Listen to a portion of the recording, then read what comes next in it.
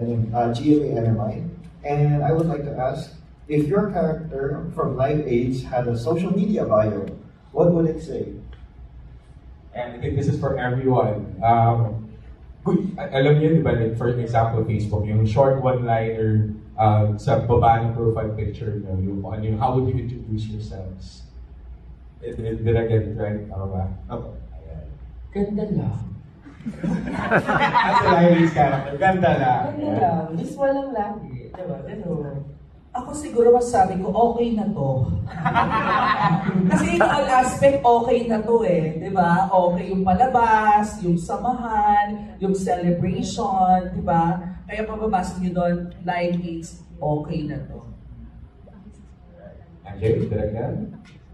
Ako siguro, pengi kape. I just need to be caffeinated and then I'm good to go. MJ? Siguro, success.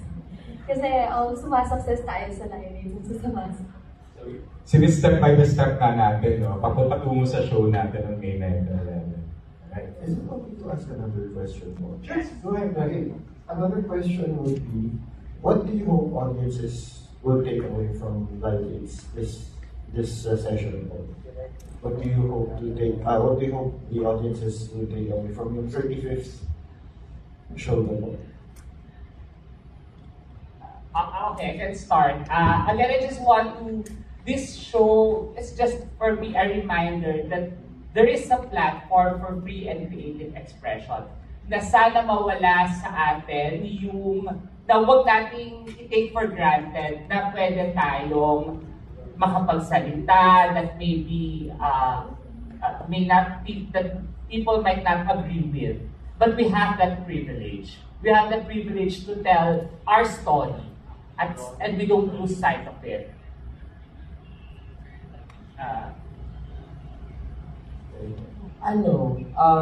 Consistent ang Live Aids sa pagpapatawa sa mga tao.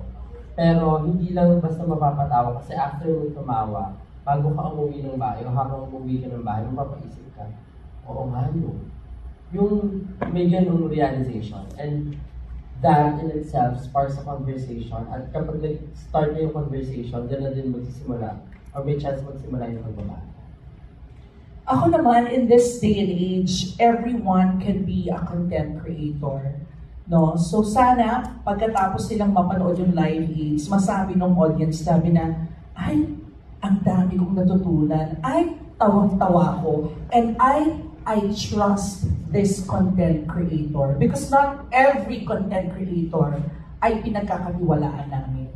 So, natin, I mean, as audience members. So, yun ang gusto kong makuha namin, yung tiwala ng audience. For them to believe in us, to believe in our story, and to realize that what we are telling them is important. Hopefully naman, I hope din na once na makatawag sila, matutunan nila yung mga messages na pinapahayag namin. I hope na after nila manood ng Live Aids is makiki-join in din sila sa discussion because it's always an ongoing discourse. Dapat lagi tayong nakikipag-usap, nakikipag-discourse sa isa't isa. Kasi it's through discourse we are able to enact change. So I really hope na through Live Aids, people can also join in the discussion and hindi lang sila basta matawa nga at yung mga natutunan nila sa aming show ay ma-apply din nila sa diskurso. Siguro kintin ko lang din na Live Aids encourages people not to be afraid to talk about these things. Because usually parang iffy or parang uncomfortable yung ibang pag-usapan, especially in political stances and political issues. Pero walang mali, walang masama. Because everything in political is something that's also personal. Personal is political. So we need to be involved, and all of us, whether we like it or not, are involved. Thank you so much, Paul. Thank you. And I think we have one final question from our press.